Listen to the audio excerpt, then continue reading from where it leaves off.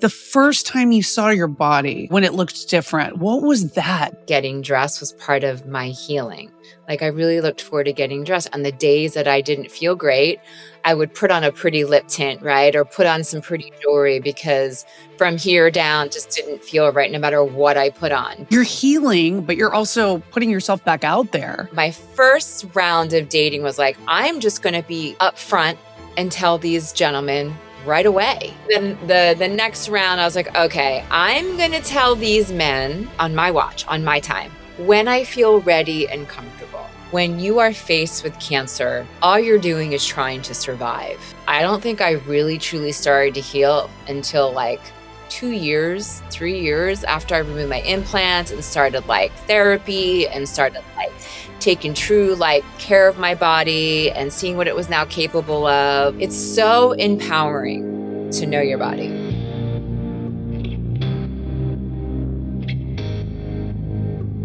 Today's guest is the kind of woman who forces you to rethink what it means to trust yourself.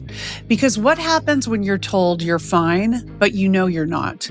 What happens when your life is already shifting, your marriage, your identity, and then everything changes again? Gina is the founder of the Fondle Project, a platform that's redefining how women think about their bodies, their choices, and their power. But her story goes far beyond that. This is a conversation about intuition, about being dismissed and deciding not to accept it, about rebuilding not just your body, but your sense of self. And it's also about something we don't talk about enough, how a relationship can end and still evolve into something meaningful. If you've ever questioned yourself, if you've ever been told to wait, to calm down, to not make a big deal out of something that didn't feel right, this episode is going to stay with you.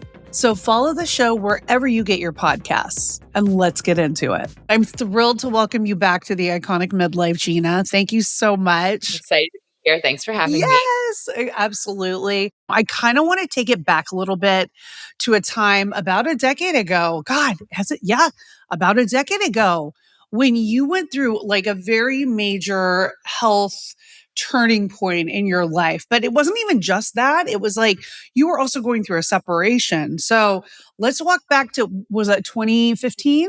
I was officially diagnosed in 2016, so just about 9+ years. Gosh. Starting at the age of 30, I was put on a rotation of mammograms and ultrasounds every 6 months because my mother had breast cancer in her mid-60s.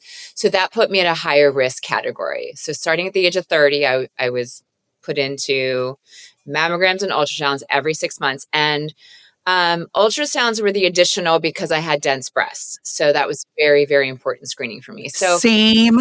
It scares me, don't let it scare you. But I'm glad that you are aware of this because there's many women that are not aware or know that they have dense breasts. So start at the age of 30, ultrasounds and mammograms every 6 months. And then fast forward to the age of 41, normal mammogram, normal ultrasound. However, during those years, in between all of my screenings, I was constantly fondling my breasts, performing my self-exams. During that time, between a normal ultrasound and a normal mammogram, I felt something. I felt a lump on my right side, and I brought it to my doctor's attention. I went to go see her again. She decided to give me another ultrasound on site, was in agreement that she felt it, but when she did an ultrasound, there was nothing alarming. And she had shared with me to come back in 6 months. And at that time, I was newly separated, just turned 41, 2 little girls. And I was like, hey, look, something's telling me to pursue this a little further. What would be an extra added layer of reassurance? And she had shared with me that in order for me to get or have some further screening would be a breast MRI, but my insurance wouldn't cover it. So it'd have to come out of my own pocket. And I was like, that's fine. Let me do this. Because women, as you know, we are so intuitive. And something in my gut, Roxy, was just saying something's not right. Go the next, do the extra step and just follow through with this. It's probably nothing. Just do this. So I went in for my breast MRI, and unfortunately, At the time, they found suspicious findings, which led me to another breast MRI with a biopsy. I remember this so clearly. My father was visiting New Jersey, and we were in the car, and my doctor called to share, like, there's, suspicious findings, and we need to do some more tests. And I almost literally went off the road. I was like, oh wow, this isn't good. So fast forward to going through two biopsies and whatnot. Got the first report back from UCLA. They told me it was benign, which I did the happy dance. However, very big believer in not only being my own advocate, but getting a second and third opinion.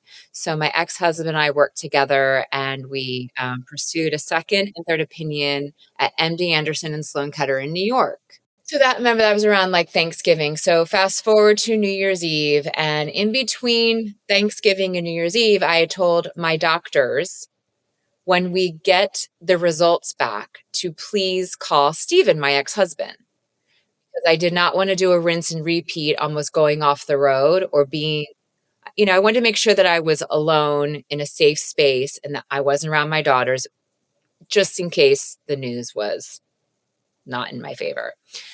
So he called me on New Year's Eve when I was in Stowe, Vermont with my new partner at the time, and gave me the news that it was indeed invasive ductal carcinoma, because my doctor called him and said, okay, yes, unfortunately it is. So that's where my whole journey started. Fast forward to January, I had a lumpectomy at Sloan Kettering, because I was there in January, dealt with it there because they were one of the first to come back to confirm that it was invasive ductal carcinoma. And then I waited for those results. And then I had two options. I had to go with the radical double mastectomy with radiation, or just do radiation and tamoxifen for, I think it was 5 to 10 years. And I declined radiation and I declined tamoxifen, and I chose the double mastectomy route. So in March of 2017, I had a double mastectomy with reconstruction, breast implants. But unfortunately, the breast implants didn't work for me. So within 9 months, I think within 9 months, I had them removed and went with a deep flap surgery. So in 13 months, I had 6 surgeries. It's like you really have this thing inside you that guides you. So where did that come from? Because I know a lot of women in your shoes, if they're getting, it's benign, you're fine, they're hearing that repetitively, they would override if they had maybe a gut feeling or an intuition feeling, but you didn't. So what was the difference? I think it was at the time in my life that, like, I had just pulled the plug on my marriage, and I was becoming even more in tune with my body. Because look, truth be told, full transparency, I was not happy in my marriage, even though we remained very close friends and co-parent two daughters beautifully. I just was not happy, and I kind of lost myself. And when you have kids, as you know, we tend to put our children first, our partners first, everything first before us. And I think while I was going through that very stressful time and transition in my life, I started leaning into who I was and what brought me joy, and was paying more attention to my body. You're sort of going on these two paths. You've got everything going on with your health, and then you've got your separation from your marriage. So it's like you're sort of dealing with both of these things at the same time. So was there ever a moment where you just said, okay, this is like too much, I'm like overwhelmed, I can't do this? Or was it just always forward motion for you? For me, going back to the fight or flight mode, I was in the serious fight or flight mode. When I had my lumpectomy in January at Sloan Kettering, my father, who was my best friend, was by my side the whole time. And then unfortunately, about 2 weeks later, he felt extremely, extremely ill, contracted Legionnaires, and had like an array of things: pneumonia, sepsis, and Legionnaires, like the perfect storm. And we believe it was from him sitting in like the waiting room at Sloan Kettering. It was kind of crazy. Anyways, make a long story short, he fell ill very quickly. I just landed in LA, and I got a call from my brother saying, like, you need to come back. He has a 5% chance of survival. So I wasn't even fully healed yet from my lumpectomy. So again, it was one of those things like, okay, so I was so busy and consumed taking care of my father, flying back and forth because he was in induced coma for like 4 months. And then I had these two little girls that I was trying to continue with some normalcy that I really, I didn't really lean into what I was actually going through. Does that make sense? I was just my daughters hate it when I say this. I was powering through it because I had to show up every day for my kids and I had to show up for my family. And my dad was in induced coma, and I had to and I was in a long distance relationship. So just trying to navigate and manage all these things, and also try and, be there for my ex-husband who was, emotionally and mentally dealing with his ex-wife and mother of his kids. She had cancer and going through all these things. So I was just in a fight or flight mode for a very, very long time. Do you think that that was not your dad being sick, excluding that, but the other people in your life? I mean, do you think that that was a blessing or a curse to have all these other things sort of going on while you're dealing with this? I think it was a blessing, and I actually do think it was somewhat of a blessing of my father being sick because it was a big distraction for me. But the beautiful ending to all of that is he had a 5% chance of survival. And he was in his early 80s at the time, and he looked like he was in his 50s. And the joke was that he was going to outlive all of us, and because he was so healthy. But he fought for his life and he came out of it. It was unbelievable. Everyone thought he was not going to make it. And he came out on the other side. And that to me helped me go through when he came out on the other side months later, I was like, if my father can do this and get through what he went through, battling sepsis and dialysis, and everyone telling us we were planning his funeral that he was going to die, I can get through this. I can get through this. So I think that was, yes, it was a distraction, although stressful, the back and forth and dealing with him. It distracted me from what I was really going through. But then once he was on the other side, then I kind of started okay, I need to kind of focus on me and what that looks like, and start grieving, losing my breast and the changes in my body and what I'm about to go through. And then fast forward to worrying about my daughters, because their risk is extremely high because their grandmother had it and now their mother had it. So now I'm all the layers.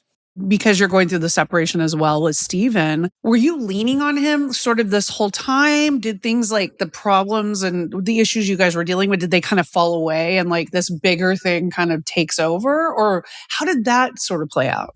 When we separated, it was pretty amicable, even though I was starting a new relationship bi-coastal from LA to New York. Pretty amicable and whatnot. But when I started going through it, he was there for me. Oh, speak of the devil. Here's Steve Oh, is he now. here? Does he I want to need to pop say in and say hi hi? Yeah. because we're talking about you and how amazingly supportive you were during my breast cancer journey. Oh, well, Yes. Hey, hello. Steven, how are you? We're actually just talking about you, so your ears are burning. I was waiting outside till I heard my name. She was actually just talking about leaning on you during her whole cancer journey and, how you guys navigated that while also going through what you guys were going through. You can add for a minute before you escape. With the dog jumping all over me. Add to how awesome I am.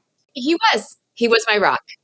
And I leaned on him quite a bit, and he was there for me for, oh my goodness. Again, he was the one that gave me the unfortunate news. He had to call me when I was with my new partner in Stovermont on New Year's to deliver the news, but he was there for every doctor's appointment. He was also the one to really encourage a second, third opinion. He's always been that guy.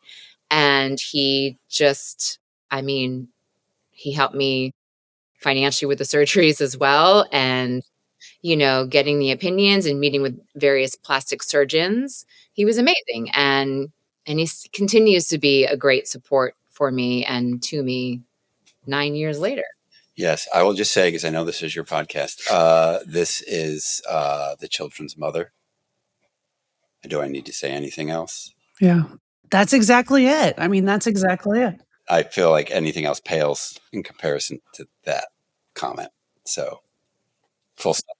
Yeah, full stop. And so many people can't see through that, but you obviously can. There seems to be still a thread between you guys. So what was that thing? Like why were you guys able to evolve so much better than a lot of other people in that way? I just said this recently to a friend. We had at our wedding, each of us, some of our ex-boyfriends and girlfriends were at our wedding. So that might have been a sign of how things could go in the future. As that's maybe just a function of our personalities, I guess. That laid the groundwork for that. Well, you can't even hear the name of your spouse's ex-boyfriend or girlfriend without losing your cool. So I think that helped.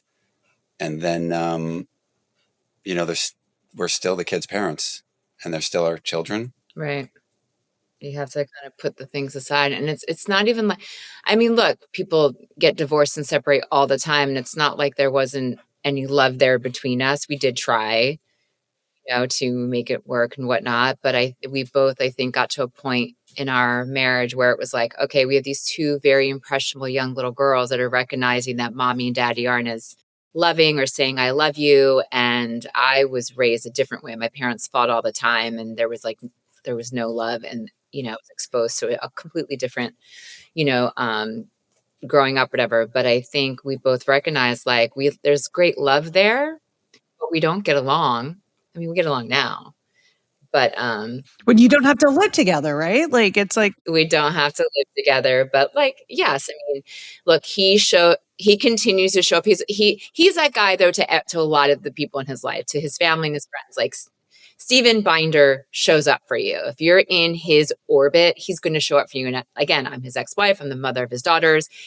He continues to show up. And yes, I proudly say very often he was my rock during whole, like, was there with me when I woke up for every surgery, was holding my hand right there, just there. He was the first person when I opened my eyes besides my best friend. Like, and he was, and the person I wanted there over my current partner at the time, And he was thrilled about that. which was oh done. wow, drama much? Like Yeah. how did that fly over? I'm going to let you handle this. I'm going to go take Dusty the water faucet that I came over and installed at 9:00 at night in the dark. It's not leaking. Thank you. I just checked it. I mean, he's the all-around guy. Yeah. Thank you, Steven. Bye. Thanks, Steve. Bye, Dusty. There was a little drama at the time. I think, there was, yeah. I mean, it was hard for him, I think, for my boyfriend at the time. But at the same time, again, going back to, I'm the mother of his kids. So Steven's in my life forever, regardless. Who did he lean on during all of this? Like, did he have somebody like a rock to lean on? Steve? No. No, he just said it. No, he had to rely on himself. Like No. pretty much. No, I didn't. I didn't know that was a thing till I was asked this question sort of recently. And I'm like, oh, that's an option? That would have been nice. Right. So you're kind of in fight and flight mode too. Yeah, I'm still working on that. For sure. I think I had mentioned when we did our first go around is the advice that I give to people that are going through something like this or with a cancer diagnosis, to be sure that you check in with their spouses, their partners, their family members, because they're the ones going through it as well, on a different level or a different layer. But I think it's important that they do those check-ins. And he did not have that. He did not have that support. Like, and look, I mean, most men don't have a big community of men. A lot of men kind of internalize, and they don't want to talk about it. But I think I told you when my best friend was sitting in the waiting room with him, I think it was on my first surgery. It was like 15 hours. It was crazy. She hadn't seen him in a while since we separated. And she was like, "How are you doing? I haven't seen you since you guys separated," but she's always been fond of him. She's like, "How are you doing?" He's like, "I don't have anybody. I'm just trying to, like, take care of our daughters, and, make sure that their mom is okay," and stuff like that. So he didn't really have a support system. And I remember him saying to me a couple years ago, or I think like 2 years ago, like, I think he was having a moment. And he was like, "I still can't believe what you went through. I really wish that I went through that and you didn't." So There's, as you can see, there's great love. We co-parent a dog, we co-parent our daughters. At the end of the day, we put all of our bullshit aside because we have daughters and we want to be these beautiful role models as parents, not just for our kids, but also for other friends that are going through this. Like, let's just put your kids are priority. And not only that, like, I think even if we didn't have kids, I mean, going back to self-love and self-care, like it's so important. Like, just who wants that kind of drama and that kind of energy in your life? You know what I mean? So I think it's a healthy thing. Like I'm still close with all of my exes, with the exception of the man that was my bi-coastal guy for 4 years in New York. We don't talk anymore.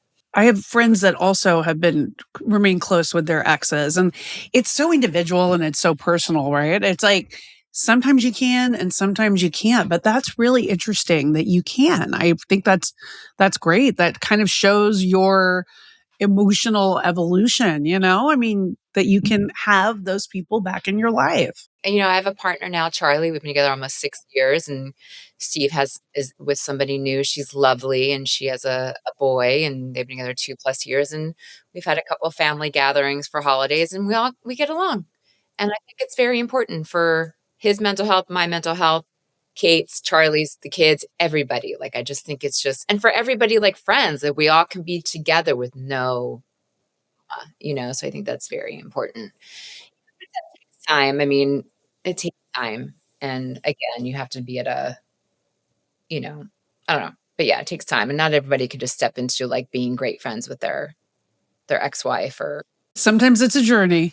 exactly. It also depends on why you split up too, right? We didn't split up because there was any deceit or affair or anything like that. We recognized like, okay, we tried, we love each other, but we really just don't get along and we grew apart. In some ways, you almost like saved the relationship before it went to a place where it could maybe not be repaired. It's like you took the step to kind of cut it when you cut it. And so then, you kind of saved it in some ways. You preserved it. Yeah, exactly. And like I said, like I remember my daughters when we were together, when I was with Steven, we were in the car, like headed to school with the kids, and he called.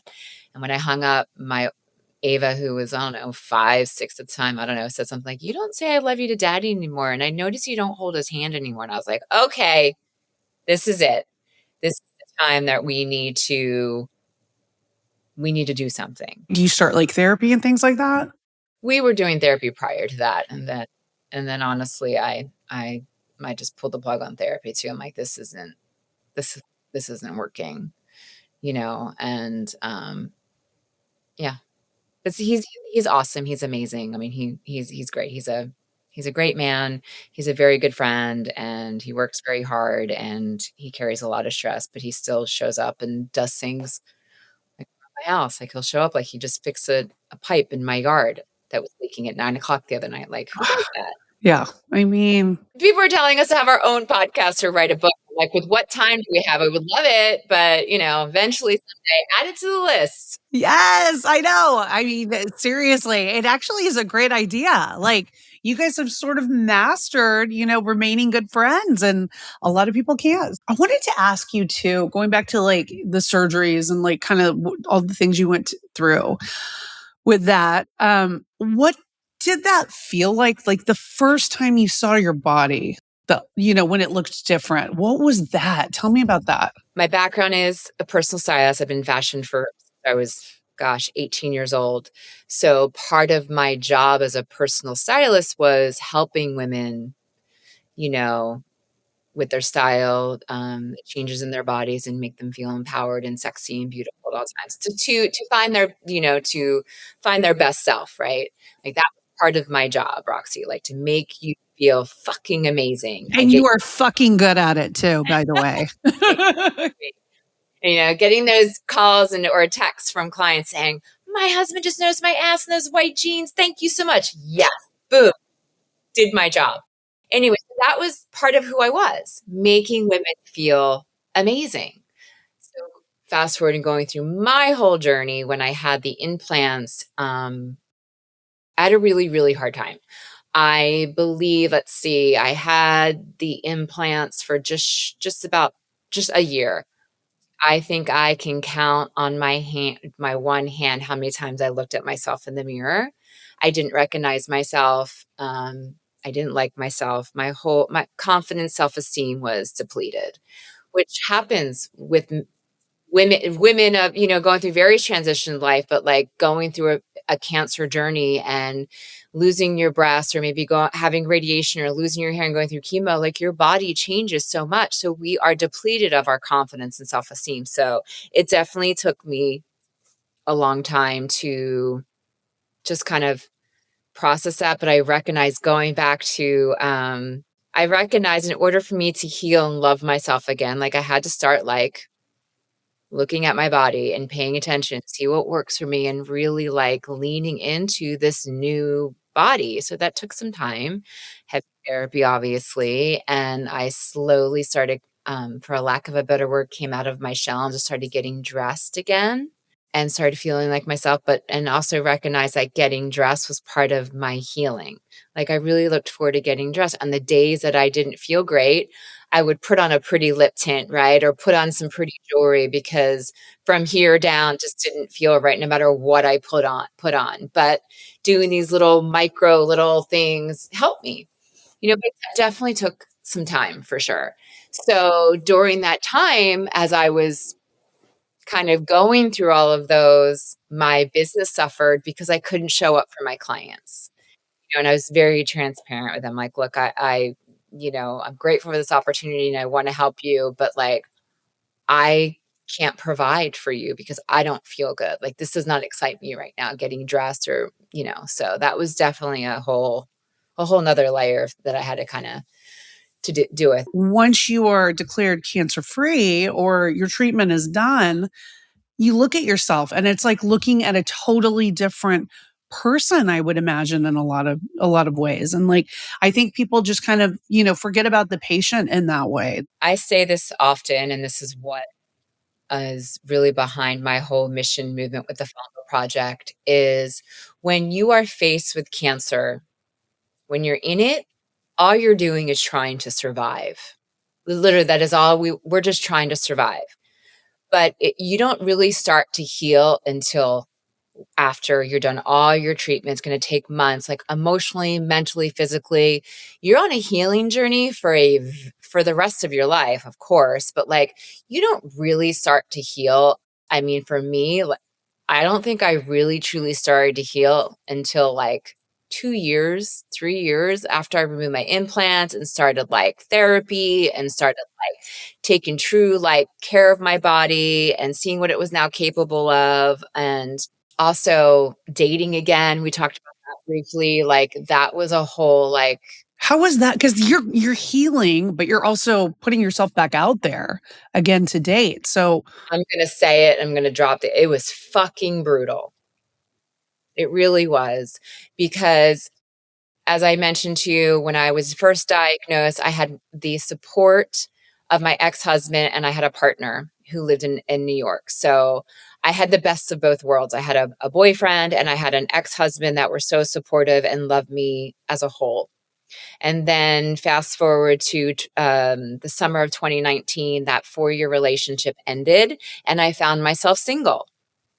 And I was like, okay.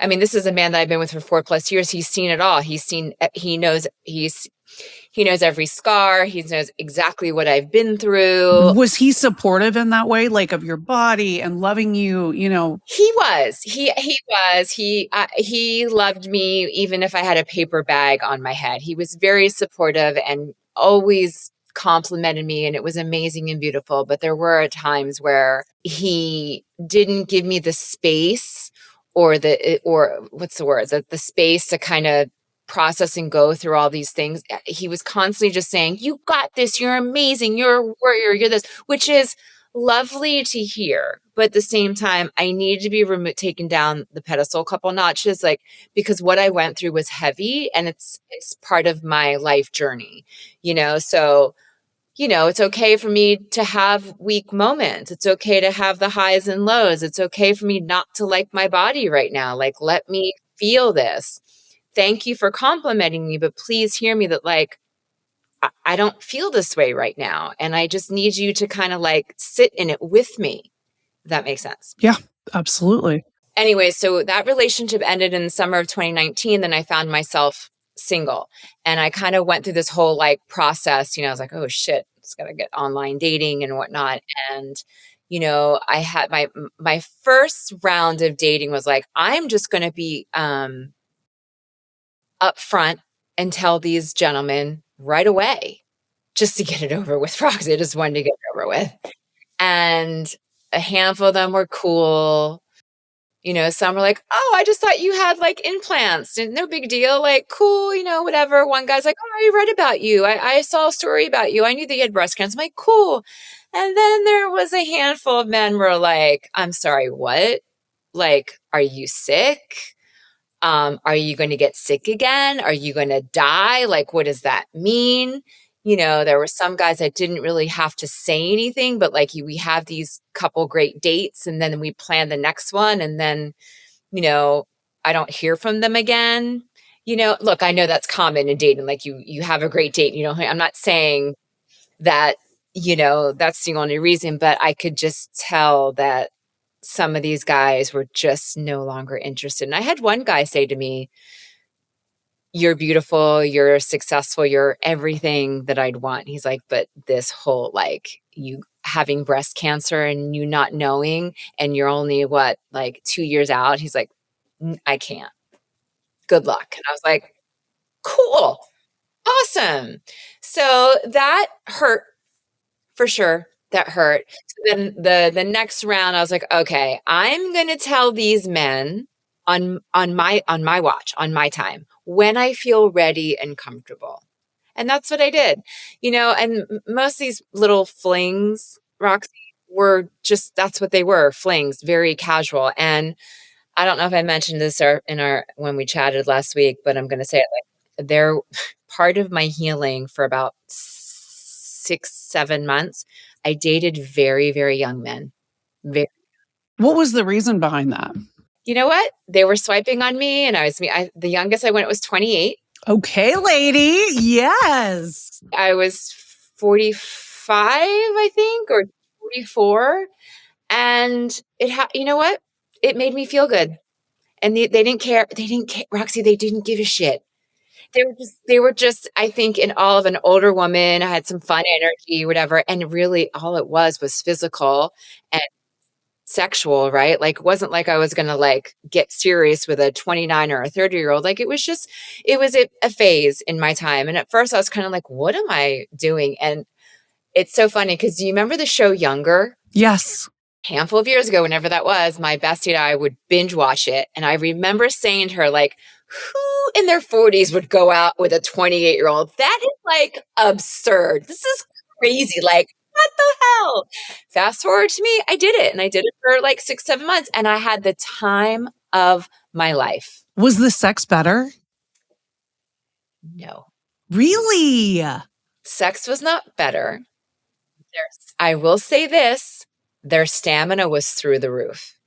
It was one of those things where they wanted to do it 3, 4, 5 times a night, which I was not really used to. So that was fun, but it wasn't anything like they knew what they were doing. If anything, they leaned on to me like, what do you like? What do you want? But 3 of those guys I'm still friends with, still friendly with. One of them helped me buy a car 7 years ago. I think he just turned 40, but when we were dating, he was 34. And there was another guy that we had an on and off for for 9 months or whatever. And he was hot Brazilian guy. And now we're friends. And he goes to my daughter's school. I helped him get in there. So going back to like evolving and being friends with some of these partners, it's okay and it's mature, right? But yeah, that really helped me heal. 6, 7 months of just having fun.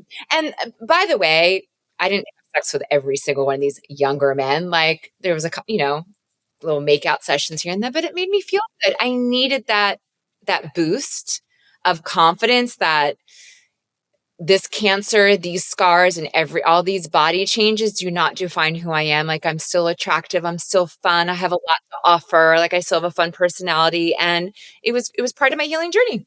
It seems like it would prepare you for the next relationship as well. It's almost like you needed to have that time of just being a little free and like doing what you wanted to do, you know? I think so, because I went from being with Steve for 12 plus years into a new relationship rather quickly, 4 years long distance, so I didn't have a big gap being super single.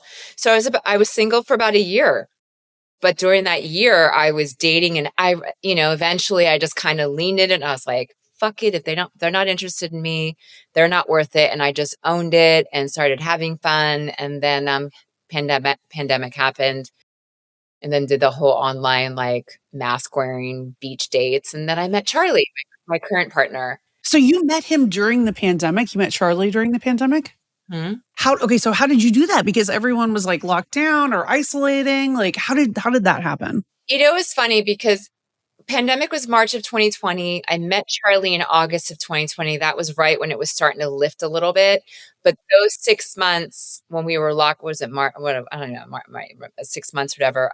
We were locked down, and I did a lot of FaceTime dates, stay safe. And then if I felt like it was worth me stepping out, because this is pre-vaccines, all of needed Early pandemic. yeah, and that was fun. And then I was over it. I was like, this is, I'm done. I can't do this anymore. And then, Charlie and I can't remember if he swiped on me or I swiped on him. And it was funny because I was like, wow, he's really cute. And he said to me, he was like, do you want to meet for a coffee? And at that point I was like, usually I would have these FaceTime calls for hours to see if there was a connection before I would go risk my life. Because at the time, we didn't know what was going on at the time, the vaccine or the whole pandemic. And I finally was like, you know what? I'm just going to say yes to this guy and meet him right away. We didn't even talk on the phone. I'm like, sure, let's go. Let's go have a drink or a coffee. And that was in August of 2020. So it took me 4 months to tell him about my breast cancer. And although we were intimate during that time, we were very, very casual, but we started spending more time together and a potential being more serious. And I told him, I was sitting in our bedroom and I said, look, there's something I have to tell you. And I told him, and he was amazing. He's like, thank you so much. He's like, I like you even more. He just thought, again, like I've heard before from other men, like I just thought the scars were from a reduction or breast implants or whatever. Like he didn't even like register. And then I told him, and then fast forward to the Fondle Project. He was one that came up with the name. He was my cinematographer. He was he was a very big part of the Fondle Project campaign and supporter, and still to this day, we are like almost 5.5 years in. Yeah, that's incredible. Yeah, I love that you've, moved the needle forward and you're really out there trying to help other women going through this. So tell everybody about the Fondle Project because it's incredible. By the way, you were on like the Drew Barrymore show with the Fondle Project. Clap, kudos to you, my friend. Thank you. That was actually the catalyst, because we launched the campaign in June of 2023. It was a very small idea. Again, going back to my healing journey of getting dressed, and I met all these amazing women that were battling breast cancer. And the common theme between all of us was losing our self-esteem, losing our confidence, and not feeling good in our body, and also just processing everything and not feeling good about ourselves. So I wanted to kind of create a more modern, elevated campaign to spotlight the importance of breast cancer and breast health, but also to really spotlight these incredible women that are on this journey, give other women on this journey hope, make them feel empowered and sexy. So I collaborated with 7 female fashion brands. And again, it was just a small idea, which ended up being a lot bigger than I couldn't even imagine. We had this epic campaign at Milk Studios. The fashion beauty photographer, everybody donated their time. Everybody. Oh, it was all donation. Everybody did. Wow. Everybody. The producer, Milk Studios, Kate Powers, the stylist at the time, that everyone donated their time. Charlie, I mean, obviously Charlie was my DP, of course. I mean, and then all the brands that came forward donated the wardrobe, and the mission was to launch June 1st, which is Cancer Survivor Month. I intentionally did not want to launch in October because Breast Cancer Awareness Month is October, and it is saturated with campaigns, everything pink.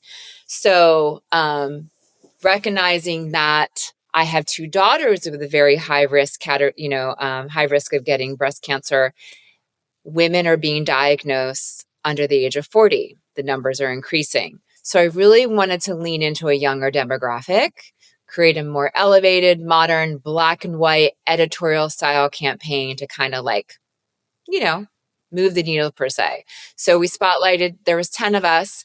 And I like to share this fact because a lot of women don't realize this or know this, but 90% of women that are diagnosed with breast cancer, there's no genetic mutation, there's no family history. So to put that more in a paint a better picture, there was 10 of us in the campaign. I was the only one with family history, and 6 of the other women were under the age of 35, and the youngest girl being 24. So again, and these women were all dismissed. Too young. You don't have history. So I'm going to reiterate, and I'm going to say this again. Ladies, 90% of women that are diagnosed with breast cancer have no genetic mutation, no BRCA gene, and no family history. Okay, that means only 10% of women that are diagnosed have the gene or family history. And if caught early, which is why early detection is so important, you have a 99% chance of a 5-year survival rate, which is huge. I caught mine very early. So I'm almost 9+ years out, which is amazing. So again, it goes back to early detection can save your life. Going back to the Fondle Project, we launched in June of 2023 in honor of Cancer Survivor Month. Beautiful campaign, amazing, epic, great launch party. Fast forward to 6 months later, had the amazing opportunity to be on the Drew Barrymore show. But between the time I launched and by the time I was on the Drew Barrymore show, I wasn't quite sure what I was doing because, I was a stylist and I had a private studio. I was an entrepreneur. I had a very successful business for 25+ years. And I was entertaining the idea of becoming a nonprofit because we were gaining momentum. But I was like, but what does that look like? I don't know anything about running a nonprofit. Like I have a styling studio and I'm a stylist, and I'm a mom. I have no idea. Fast forward to Drew Barrymore, she gave me $10,000. So that really was our catalyst. Like, I was like, okay, looks like we're going to move forward with this because I wasn't going to turn that $10,000 back. Well, it's a sign. It's a sign you're on the right path. I got to do this. I have to move forward. So we officially have been a nonprofit now almost 2 years. And full transparency, we're still trying to figure out where we want to put our funds. And, we have various healing workshops for breast cancer survivors, which has been amazing. But I think what I really want to do is focus on helping women thrive post-treatment, fill in that gap between treatment and healing. Because as mentioned before, when we're in it, all we want to do is survive. So I consider myself a true thriver 9+ years because I had access to all these amazing things, whether it would be wardrobe or healthy organic foods or movement or acupuncture or infrared. All these things have helped me heal. And there's many, many women that don't have that access to truly be able to heal because they're trying to take care of their kids, or they don't have the financial means to get acupuncture or a beautiful wardrobe to help them feel good. So we're moving forward. We're going to hope to create grants for women to help. Oh, that's amazing. It's amazing. And I love also that you're very vocal about women doing breast self-exams in between their appointments every month. It's so important. So how do women know if they're doing it right, or is it just... First and foremost, yes. Breast health is not once a year. It's not your annual mammogram.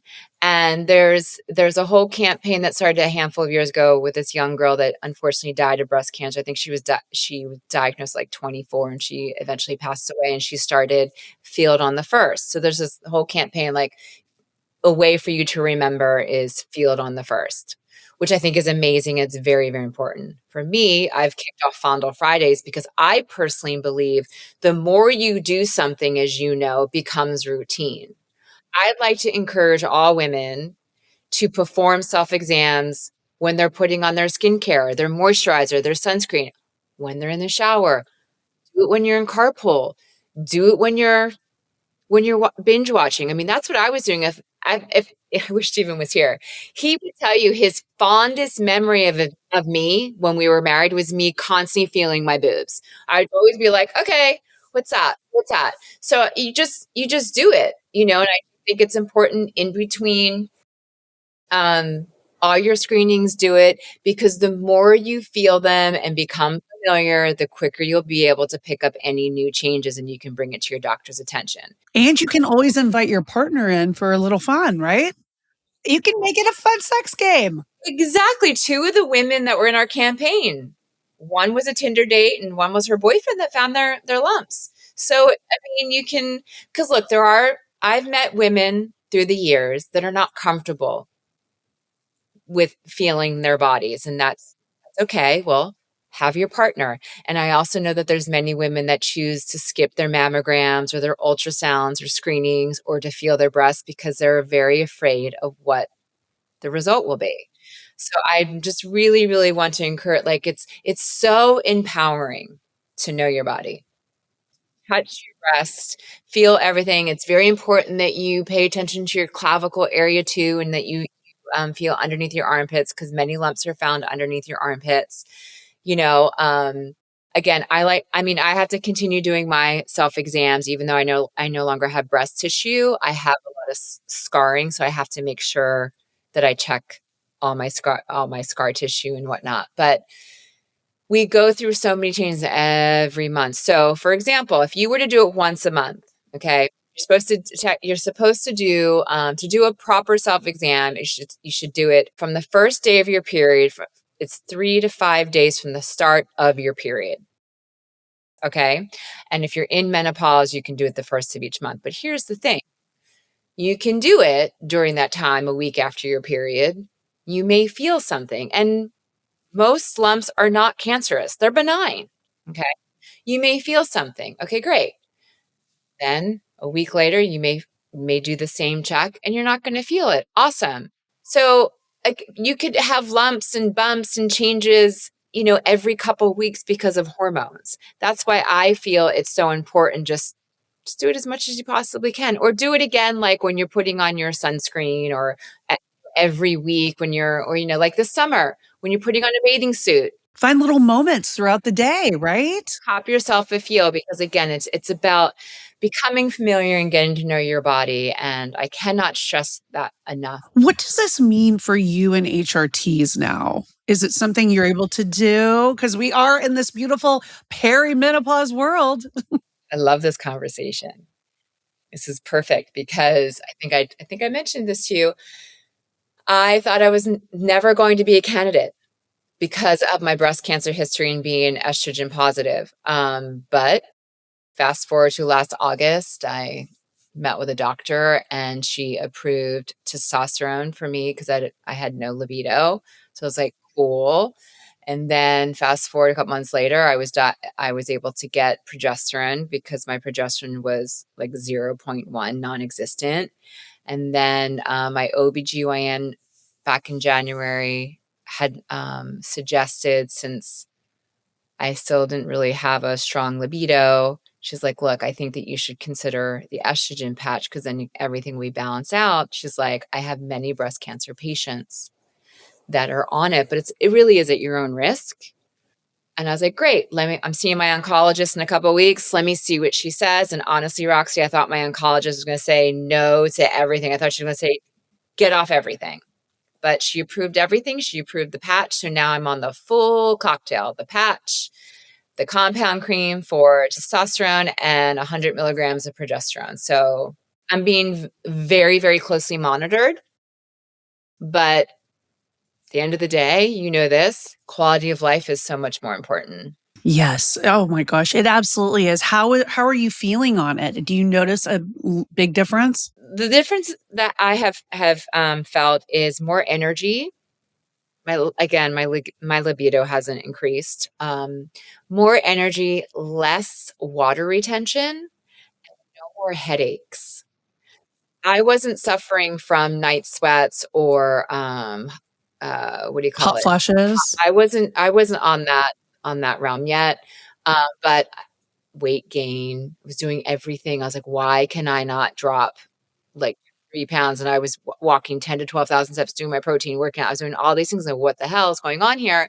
But I carried, like, water retention, and my mood swings were, if you talk to Charlie, they were crazy erratic. Yep, I know that feeling. Yep. Kids, Charlie and Steven, thankfully have noticed a more stable mood, which is nice. Brain fog was bad, but now I'm sleeping great, less water retention, lost a couple pounds, and my energy is like a 35-year-old. My libido is not, but my energy is like a 35-year-old. Do you feel like yourself again? I do. I feel the best that I've ever have, I think, considering everything that I've been through. After, going through divorce, what my father went through at the time. Unfortunately, he did pass away 2 years ago from COVID.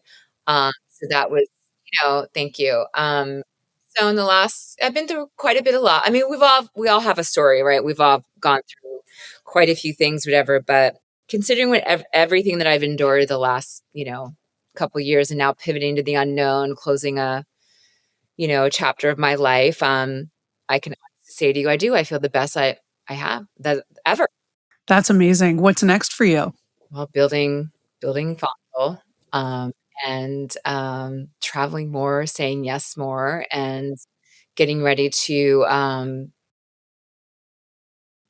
help my daughter. My She's 17 now, apply to colleges, so I'm in that stage of midlife, like, college campuses. I mean, I know you have a long way to go, but oh my god, Roxy, like, I am, like, Beside yourself, right? I mean, it's just and, as we go through midlife and navigate these changes in hormones too, like, my emotions too, like, I mean, I don't know. It's definitely like she and I are best friends, and, sick. She had Coachella last week, and she came back sick on Monday, and she stayed home yesterday, and I took care of her, and she looked at me, she's like, "What am I gonna do when I go to college? Are you gonna come visit me when I tell you I need you?" I'm like, "Let's not talk about you leaving."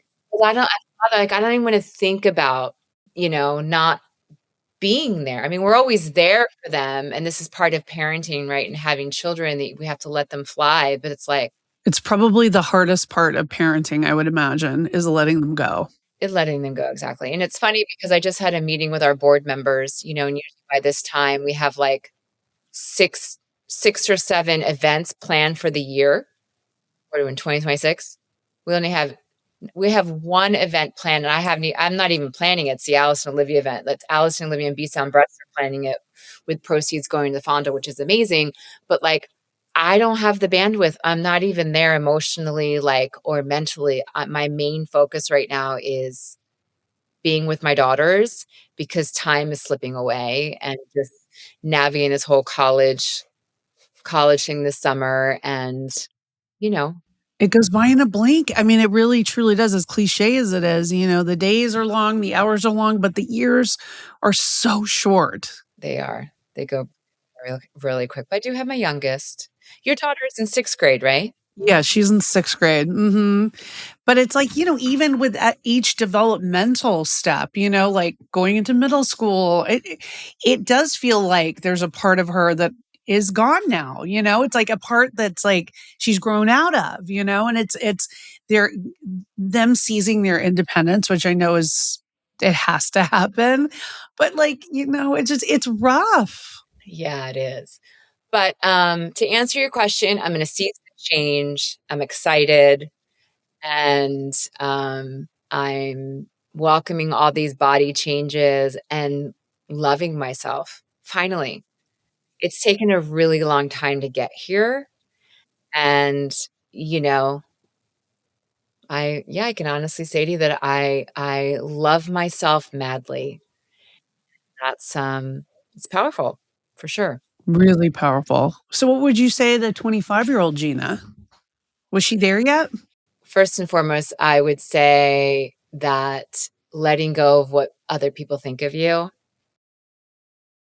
and to follow your dreams and to travel more. I wish I traveled more for sure. But I was pursuing my career, like I started at a very young age. So I think that's very important. And also, to travel more and to say yes more and to love yourself. Love your body, love yourself. Wear the fucking mini skirts. Wear the crop tops, wear all of that stuff. But because I didn't. But now you can, honey. I've seen you. You can rock a crop top and a mini skirt. I rock things now because I think, when I started rocking like I never liked my legs and that's just a thing that I had growing up. I started rocking mini skirts at the age of 40 because I got to where I was like, you know what? I'm married. I have kids. I'm going to do it. Who gives a shit? And I just started wearing like not super revealing clothes, but I started wearing mini skirts. I don't wear shorts, which is funny. I don't wear shirts, but I'll wear a mini skirt, like a cute denim mini skirt or tights, whatever. And now I will rock a midriff. And I'm all about the plunging neckline now because I have very small breasts now. After everything I went through, I will say that's one of my silver linings that I can rock a triangle bikini top. And I can't wear bras anymore, but I can wear a plunging neckline and rock it. And I am stoked. When I had implants, I couldn't do it. Oh, really? I didn't feel confident. I personally didn't feel good in it. And, but now I'm good. I have very small breasts. I went from a double D pre-cancer to very small, maybe very small Bs. And I'm very, very happy and feel more confident than ever. Oh my God. Well, you can definitely rock a bikini because I saw those photos, girl. I'm like, give me those abs right now. Thank So you. But yeah, I feel really good. And cancer for me was a blessing in disguise for sure. Really? Do you think so? Yeah, going back to, women, I think women I want all women to lean into their intuition because it's so powerful. And I thank my body every day for not only for the strength to get me through everything I went through and give me the courage and the strength, but also the fact that my intuition, like I thank my body, the power of intuition. That is a beautiful thing that I leaned into that. And it was my intuition that guided me. And that I'm grateful for because that just my intuition, that having that feeling, that powerful feeling of knowing has confirmed how powerful my intuition is. And there's been many other things through the years that I have followed through on my intuition that, were true and accurate. I'm like, thank you. What would you tell a woman listening right now that is struggling now that you've sort of come on the other side of it? Lean into your community, of course. Ask for help. Be gentle on yourself, and you will get through this. You will. And I'm a big believer and supportive. Again, ask for help because people really do. Friends and family, most of the time, want to help, but they don't know how to help.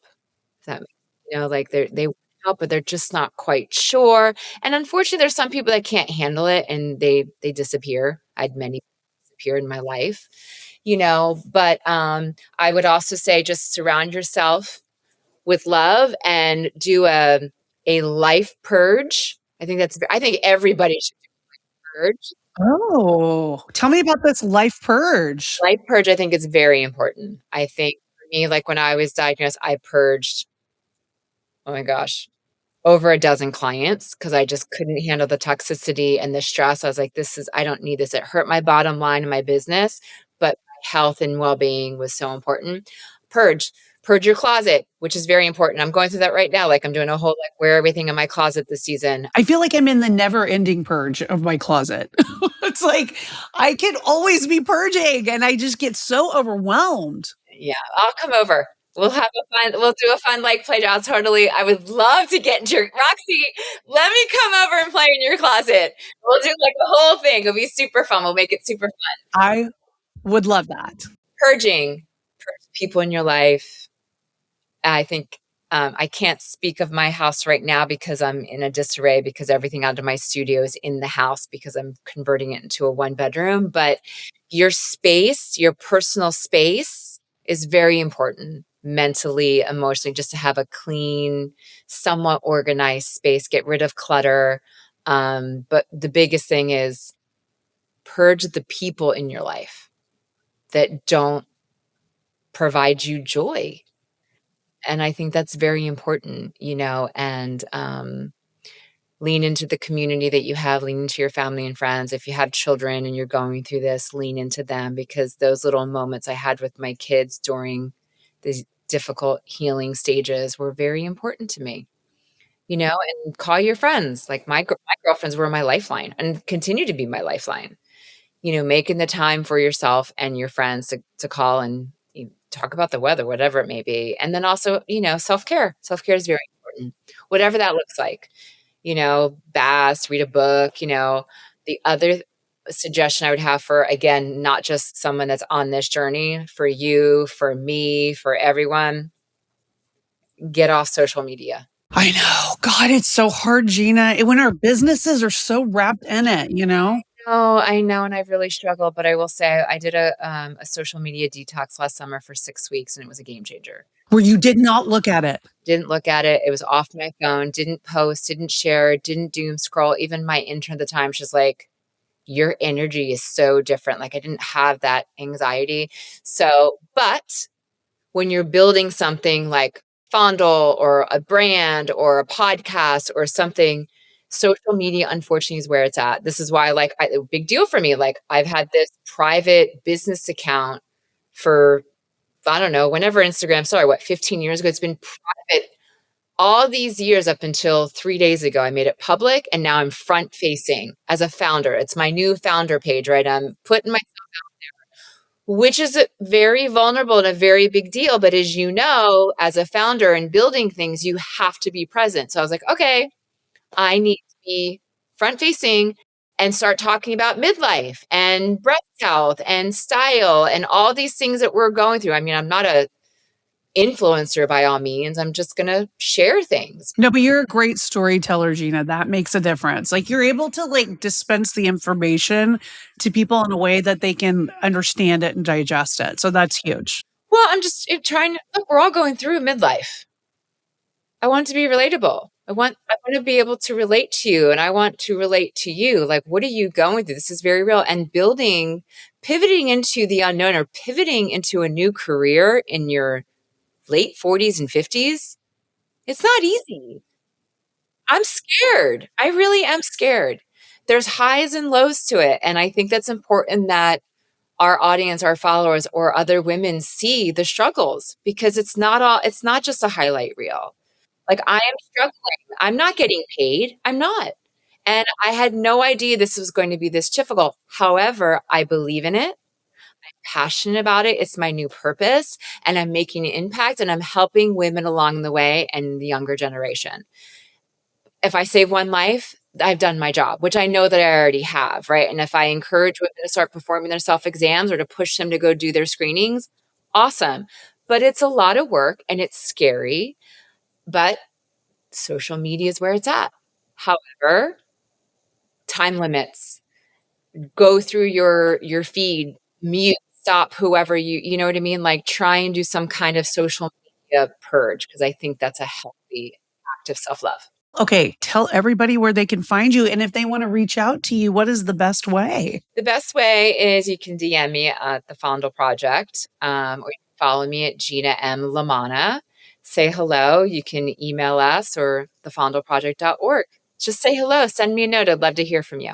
Yes, you're very good with people. So it's the perfect place for them to come find you. There's something about Gina's story that lingers, and it's not just what she went through, it's how she moved through it. The decisions, the questions, the moments where she could have stepped back, but didn't. And I think what stays with me most is the idea that you don't always get certainty. You don't always get clear answers, but you do get a choice in whether you listen to yourself or talk yourself out of what you already know. And that applies to everything: your health, your relationships, your identity, your next chapter. So if this episode resonated with you, share it with someone who needs to hear it. And don't forget to follow and leave a review wherever you get your podcasts. It makes a bigger difference than you think. And as always, whether you're breaking patterns, rebuilding your life, or just starting to ask better questions, you're not crazy, you're evolving. And that's iconic.